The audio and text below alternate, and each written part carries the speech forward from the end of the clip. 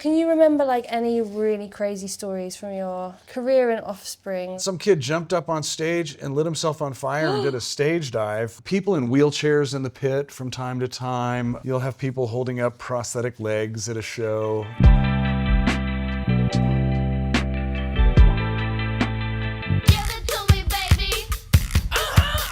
And all the girlies say I'm pretty fly for a white guy. Joining me in the studio this week is legendary guitarist Noodles, who's been shaping punk rock for decades with The Offspring. We'll be diving into his incredible journey with the band, their iconic hits, and new album Supercharged. If you're enjoying the channel, don't forget to like the video, subscribe, and drop us a comment below.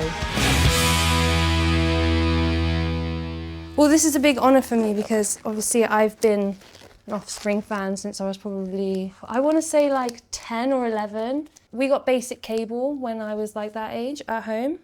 And one of the free channels on it was this alternative music channel called Scuzz. Where was that? In the UK. In the UK? Yeah, Okay. down in southwest England, in Devon, Okay. where my family's from. All right. In a little fishing village. I saw like Offspring videos and Rancid videos and the Distillers, and I was like, okay, what is going on here? This is very special. I remember the first time hearing my first punk rock records. It was Nevermind the Bollocks and by the Sex Pistols, of course, and then a white vinyl EP from a band called the Dickies that were LA based, and I never looked back. I always loved music, but I was just hearing what my dad listened to, and then what my cousins. I had an older cousin who came and lived with us, and that was mostly classic rock, Hendrix, Stones. So do you still get as excited now than you did when you first started out to play? Absolutely, yeah. Do you get nervous, or you just? I do, yeah. Still before every show. How do you battle the nerves? Like, do you have a 2 beers? to take the edge off? Yeah. Watching an Offspring show, you guys move around, you're playing the guitar, you're going crazy, so you must expel a lot of energy. For sure, yeah. It's a good workout. It gets our heart rate, a lot of cardio. Good cardio, yeah. I do like staying active. I'll run occasionally. I like riding bikes, going on hikes, and then surfing. I do love surfing, and that keeps you in really good shape. Our singer is running, he's very fitness oriented. He's been running half Ironmans. That is mental. It's insane, yeah. It is inspiring, but I haven't got there yet. Don't fancy an ultra marathon or anything like that? I like walking on the beach, seeing what's washing up at low tide. One thing I wanted to talk about was, well, it's one thing, it's a 3-part thing. Okay. Is I saw all of the performances that you did with other musicians, with you bringing them out on stage. Just recently, yeah. So we'll start with Ed Sheeran. Okay. Loved that one. Yeah. Was it as off the cuff as it seemed to be? I had heard that he was a fan of ours. I saw that we were playing the same day.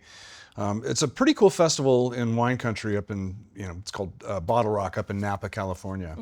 And it was our first time doing it, but I saw he was playing that day, and I said, let's ask if he would like to join us on stage, thinking snowball's chance in hell. But he said yes, and he picked a song that he really wanted to do, one of our songs. It turns out the first record he ever bought was Conspiracy of One, that he ever bought for himself, was Conspiracy of One. And he's a big fan. He still loves that record, and he said A Million Miles Away was one of his favorite songs when he was a kid. And so he came out and traded vocals back and forth with Dexter, and he's a real musician. We're a bunch of punks, so we weren't sure how well it was going to work out, but he came in, it was just the easiest thing in the world. It really clicked. Is he as big of a sweetheart as everyone says? He is, absolutely. And you did another performance with Youngblood.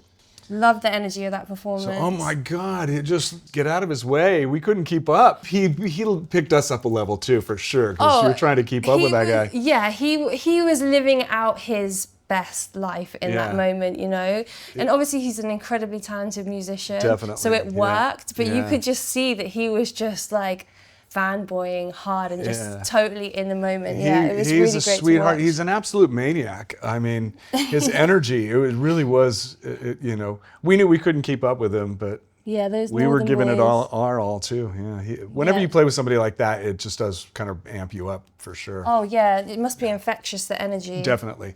Same with audiences. When you're playing to an audience that is just singing along and jumping up and down, you know, it makes us give that much more. You know, you can't help but be infected with that energy, which is absolutely. It's a great thing to catch. But I also saw the performance that you did with the orchestra and Brian May. Sir Brian May, That is incredible. Yeah. How was that experience for you, as well as a guitarist? That must have been like an amazing moment, right? Just mind-blowing. How did that come about? Dexter told me a few years ago, he told me about this festival that Brian May does with some of his science friends called Starmus, and it's astronomy and music. It started out astronomy and music and artists. So they're mixing science and arts. They had an environmentalist and they had us play. We heard, okay, we got the gig. They're going to let us play. Let's ask Brian if he'll come out and join us on a song. He wanted to come out and do Gone Away with us and with the orchestra. And then we said, can we play one of your songs? Will you sit in with us? And we did Stone Cold Crazy. And that was just phenomenal. Just sound checking and going over. We're just kind of making sure our sound levels are great. And he and I just start jamming at one point. He's kind of riffing and I'm just keeping it going in A. And it's just a blast. You know, when I was a kid, you know, I loved Queen. They were always, you know, huge band, always on the radio. I never thought in a million years I'd ever end up playing with, you know, jamming guitars with Brian May of Queen. So. And singing a song from your band that you wrote, you know what I mean? With the Slovakian National Orchestra. Who were unreal. Right, they were great. I'm not even going to lie to you. I watched the video again this morning. I got quite emotional during the beginning part. With Dexter's voice is amazing and the orchestra is I will very pass that. moving. I agree with you, but I will pass that on. And then you guys come out and you're just like, oh, you get this big energy rush. And you're like, yeah, it's really cool. The three of you strumming on guitar. I'm from this shitty little port town called Plymouth in southwest England. There was a huge alternative music scene and it was one of the places where bands would come through all the time as well. So people like the horror pops and like bands from America and stuff. That we toured with the horror pops. Did you? Amazing. Just like random bands that I would have never have seen. I love music and especially live music, and even a kind of a shitty band. There's something, I want to say, noble about going out and putting yourself out there in front of people. 100%. And sometimes it's not about like your musical ability necessarily. If you can bring the energy and the energy's right and you can create a vibe, then it doesn't matter if you can play your instruments or hold a note, you know? Yeah, well that was, you know, what punk rock taught us. You know, if you can play 3 chords and you have something to scream and yell about, then go for it. You didn't have to be, you know, Jimi Hendrix level or Eddie Van Halen level musician to go out and make music. You know, I think one of the best things about the whole punk rock scene is it was really accepting of all the weirdos, you know, so-called weirdos. I loved that. So tell me about how you were a janitor. I was, yeah. That's how you met Dexter, right? He was... No, I've known Dexter you knew for him as long as I can remember. Okay. He was the kid who lived across the park. Okay, nice. You know, our mothers did... children's theater went together. Oh, okay, so you guys go way back. So we've always known of each other, but I didn't really meet him or start playing music with him. I was a janitor at the time, but I was playing in a band with, our first drummer was James Lilia. He's an oncological surgeon now in Northern California. Dexter was starting a band with Greg and a couple of other guys, but their drummer didn't ever actually get a drum kit or bother to learn how to play drums. So he got James, he recruited James, and the first time Dexter ever played with a full band, he actually sat in with my band with James in my parents' living room. That was the first time we ever played music together. You know, I'd always known Dexter as being the very studious president of the math club. And I was kind of surprised that he learned, you know, he was into punk rock. We started talking about music and, you know, who we liked and the bands we liked, and we liked a lot of the same bands. And then he invited me to join what was his band. A song called Can't Get There From Here. We reworked it quite a bit. The originals were probably 10, 15 years ago. And this is off the new album, Supercharged. Yes. Thank you. Mentioning the name, that's what Oh, we're of doing here. course. Promotion. Promo. Got to drop that in there for sure. Yeah, and it's the last song on the record. It's kind of dark. It's about all the the voices in your head that kind of tell you you're not good enough, you're never going to make it. It's all the self-doubt, and it's really kind of self-doubt personified in a song. So it's kind of like this evil character. We're very excited about the record. Tons of great songs on it. A lot of fast, up-tempo, Offspring type punk songs, and then there's some more poppy punk tunes as well. Make It All Right's already out on the radio, and that's a good example of like the poppier kind of punk songs. A non-music related question. Okay. Because I saw that Dexter has his own hot sauce. He does. When is Noodles coming out with his own noodles? Yeah, right, yeah. Noodles ramen, right? Yes. Yeah. Come on, this is an untapped market. I still eat a ton of that stuff too for lunch and things. I think I'd rather do a beer.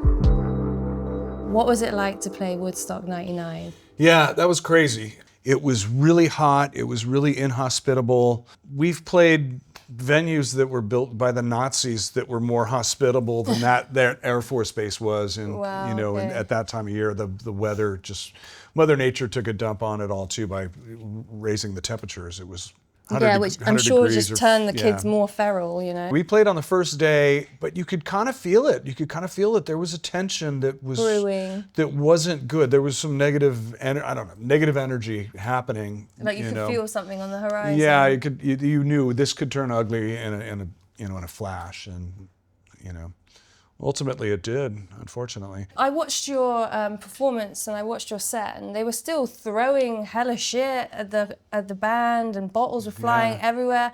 How do you cope in situations like that when things kind of start to get a bit too intense? You try to keep your eyes open. Yeah, You're bobbing and weaving. You can't say anything. No, you're just gonna, hey, stop throwing stuff. Yeah, they're gonna throw more. Oh yeah, totally. Yeah. No Effects has a great record title, So Long and Thanks for All the Shoes, right? Because people were just throwing shoes at them all the time. But if you say stop throwing shoes, it just makes it worse. You can't address it. Of course. There was a couple of times when Dexter actually, we did this, we called it the trash gag, where, we're playing, after a number of bands have played at a festival or whatever, and Dexter would say, there's a lot of trash that needs to be cleaned up out there. Why don't you throw it all up here and we'll take care of it? And he would ask the audience to throw all that stuff at us. And first couple times it was harmless, it was a pretty funny gag. But then we did it once in Chicago, and people just started picking up trash cans and throwing them, and somebody actually got hit with a trash can. And damn. Do you think as well, because I think of the original Woodstock, it's free love and it's the hippie era, whereas like we have Woodstock 99, which is like punk rock and nu metal, right? And it's a whole different crowd, and it was a lot more aggressive, and yeah, for sure. I mean, we were on right before Korn, and that's heavy, kind of a aggressive watching music, that show gives me like a fireball in my stomach. Like I feel it like going round and round, like my anxiety, like you can just see from the crowd going like this, and just all the movement. Like I don't know, it's almost like I can connect to the energy through the screen, and I'm like, holy shit. I remember it was so big that when we came out, I just felt like, oh man, I just got to get through this. I hope I don't fuck this up. So tell me about this tattoo. It's an anchor. Is it your father's initial? Yes. So why the anchor? Was your dad, was he a Navy man? No, but I've always loved to anchor. I love the ocean. I love nautical themes and nautical things. And I lost my dad, having a hard time getting through this part. Oh, that's okay. You don't want to talk about it as well? No, I do. Just give me a minute here. Yeah, of course, take your time. Yeah. My dad passed away just in May. And I'm sorry. He was, he is the reason that I am who I am more than anything, so. Yeah. And you were super close all your life? Yeah. He was a funny guy. We could always make each other laugh. Just a great hang later in life. Growing up, I mean, he was my dad. He made me, clean my room and eat my vegetables, and we butted heads like especially during my teenage years and all that, the early 20s. But later in life, we just, always had a great hang. What did he do? He was an engineer. He worked in the aerospace industry. Oh, nice. He also, He was a designer and wanted to be an architect. That's what he wanted to do his whole life. And he finally got his architecture degree when he was 65. He graduated college. That's amazing. Yeah. Good for him to go back and do that. That's one of the things he always, showed just by who he was a value in education. It wasn't like trying to explain to me why education is important. He just always did it. It was always important to him, and so he kind of showed it. And I was very proud of him for all of that. I'm sure he was super proud of you and everything you've accomplished throughout your life. Yeah, and was he dubious when you first joined the band? Was he worried that it, because I think a lot of parents have this worry, especially when you're going into the creative industries, the alternative creative industries, even more so, that there's this fear that it won't work out. Yeah. So, yeah, for sure. Yeah. My mom was like that more than my dad. My dad, my dad just kind of thought it was a hobby. Mm-hmm. My dad he always loved me. He was always proud of me. My most meager accomplishments throughout my life, I didn't need to sell 1 million records for him to be proud of me. Of course not. But he did get a kick out of it.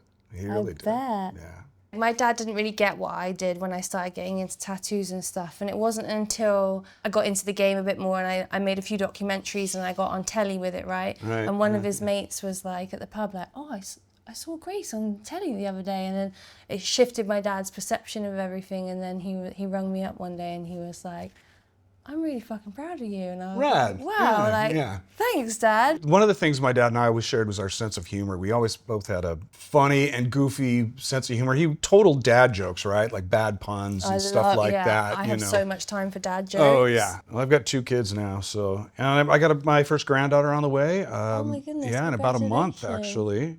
Less than a month is the due date, so I'm looking forward to that. So how does it feel? Because I know that You're Gonna Go Far Kid has had over 1 billion streams on Spotify. Yeah. But that's just on Spotify. Yeah, I know. But that doesn't even take into consideration CD owners, record owners. And I feel like a lot of the old school Offspring fan base are the type to have a CD, or an Offspring CD in the car or a record and play that. So how do you digest that? How does one take that in? It's hard. It's when I was a janitor, one of the teachers decided to do this thing where she collected 1 million pop tops off of a can, like the Coke can or whatever, soda cans, and they brought 1 million of them out and piled them up, and there was like all these trash cans full of pop tops, but that was just 1 million.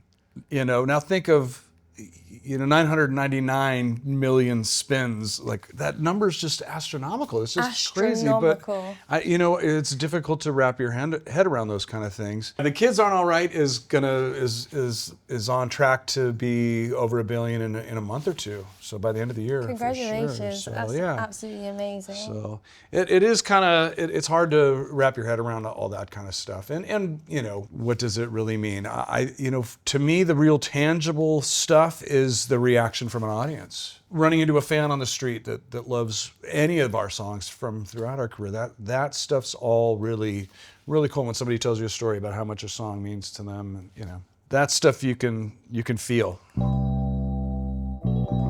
I used to go to a Saturday dance school all day. Some of the other girls would pre-record Kerrang on a videotape. Oh, all right. And we'd just watch the same videos on a loop. It'd probably be the same 12 videos on loop. Yeah, Pretty Fly for a White Guy, and then it was Alien Ant Farm movies all these other stuff. Yeah, it's just very nostalgic. But I remember when Pretty Fly for a White Guy came out, everybody in school was just singing that song on repeat. MTV in the States, they retired that song. They played it too much. They had to stop playing it. They had to retire it. Yeah. We got a lot of grief from the punks for that one. That got a little too poppy maybe. I still love the song. It goes over great, but at the time we got a lot of grief for that one. But I love that song. I thought it was a funny video. It's hilarious. Yeah. And you can't take we're all punks at heart, right? But you can't take life too seriously all the time. No, yeah, totally. Can you remember any really crazy stories from your career in Offspring? So we're playing in the middle of summer, and some kid jumped up on stage and lit himself on fire and did a stage dive. Was he okay? Yeah, he was fine. It was just, Jesus. I think he rolled around on the ground and put it out. He Stop, must have drop, and roll. Yeah, The he must have had classic. some kind of, I don't know, lighter fluid or alcohol or something. It must have been lighter fluid because you can't see the flames from alcohol very well. People in wheelchairs in the pit from time to time. You'll have people holding up prosthetic legs at a show. Yeah, I know, it's pretty cool. I'm always, good for you, man. I should have known I wouldn't be able to get through the questions about my dad, but Oh, that's okay. yeah, no. Thank you for this. It's awesome. Honestly, it's my pleasure, and it's an honor to be able to do something so important for you. Yeah. And thanks for being so honest. He would hate it. I love that. No, my dad would think it's cool, I think. Honestly though, thank you. It's an absolute Thank you honor. so much. Thank you so Appreciate it. much. My pleasure. Yes, My and all the pleasure. best with the rest of the tour. Thank you. Yeah. It's Hopefully gonna I'll be at a good. show soon. You'll see me in the front crowd. Nice. I hope so. Yeah. Anytime you want to come by, let us know. You can help the channel grow by heading over to ff-tv.com and checking out the latest merch. Thank you for all the support so far, and stay tuned for more.